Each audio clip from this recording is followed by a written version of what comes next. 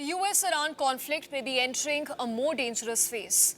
The Houthis have announced a Saudi naval blockade, while Washington has issued a fresh global security alert for Americans, with reports of U.S. military preparing for a possible ground offensive and rising regional tensions. The question is a new front about to open to discuss whether the conflict is heading towards a wider regional war? We are being joined by Dr. Rohan Gunaratna. He's a professor of security studies at S. Rajaratnam School of International Studies in Singapore and also an international security expert. Appreciate you, Dr. Rohan, for speaking to WION. Getting straight to it, the Houthis have announced Saudi naval blockade while threatening, it seems like, a new front in U.S.-Iran war after largely staying out. The question is, are the Houthis now changing the course of U.S.-Iran war?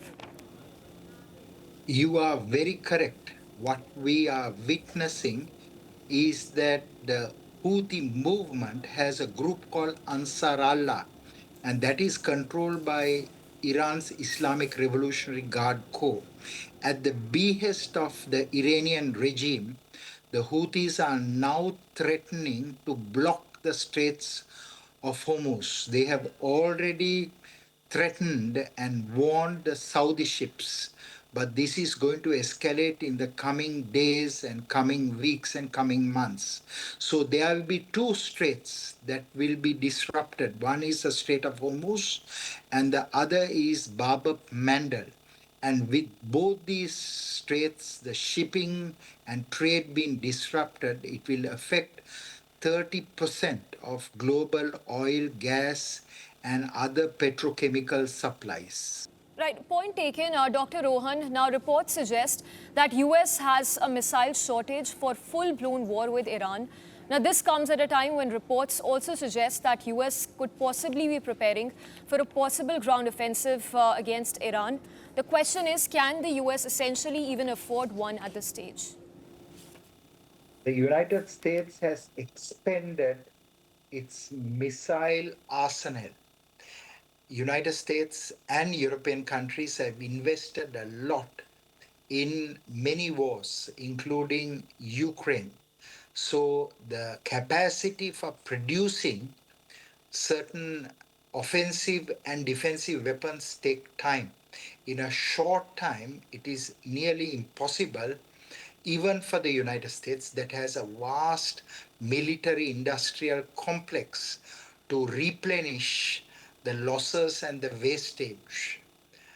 And that is why the United States has delayed a full-scale return to war in Iran. Certainly, the US will consider many options, including the option of having ground troops, although many American advisors have advised President Trump not to do so.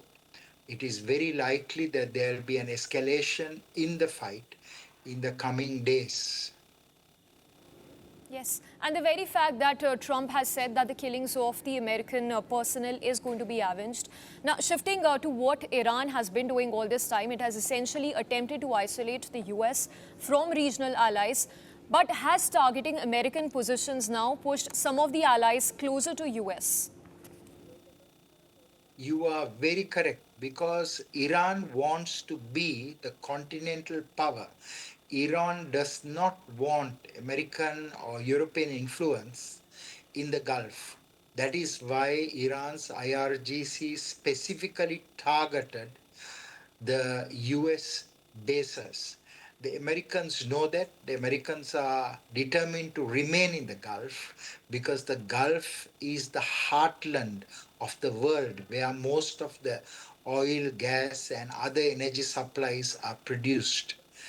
But these US bases have taken a very significant beating despite having 7-tier missile defense systems.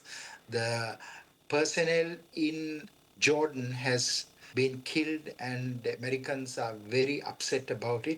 And of course, if there are more deaths of US personnel, the American election, the midterms, will take a different tone. That is why President Trump is keen to bring this war to a successful conclusion. But of course, Iran is determined to fight back and not hand over its enriched uranium to the Americans. Yes, and that being said, Dr. Rohan, we have strong statements coming in, not just from the Iranian regime, but also from President Trump himself. In fact, Pezeshkian now says that this is nothing but a full-scale war with the U.S. And U.S., on the other hand, has issued another worldwide security caution, urging Americans to stay alert. The question is, would you call all of this mere rhetoric when it comes to those statements coming in, not just from President Trump, but even from the Iranian president, who's said that this is a full-blown war? It is a full blown war because of two reasons. One is that Iran attacked 12 countries in the Gulf during the US Israel Iran conflict. Second is Iran maintains a global partner and proxy networks of Shia and Sunni militias, and increasingly, Iran is using criminal proxies to fight.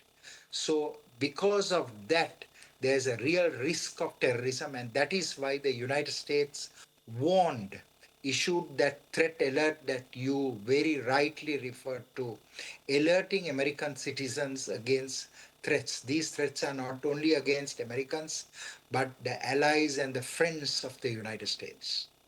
Yes, Dr. Rohan, point taken. And of course, there is a big question mark as to where is the war headed over the next 4 to 5 weeks, and whether these threats coming in from the Iranian and the US side remain mere rhetoric, or will it trigger a wider regional conflict? Appreciate you speaking to WION. Thank you very much. We are witnessing escalation in the threat. We are witnessing a tit for tat.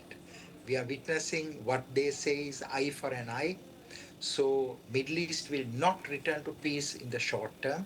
And of course, it will impact the global energy markets significantly. And if it is not controlled, there'll be global recession and inflation. Yes, yes. Appreciate you, Dr. Rohan, for speaking to us. Thank you.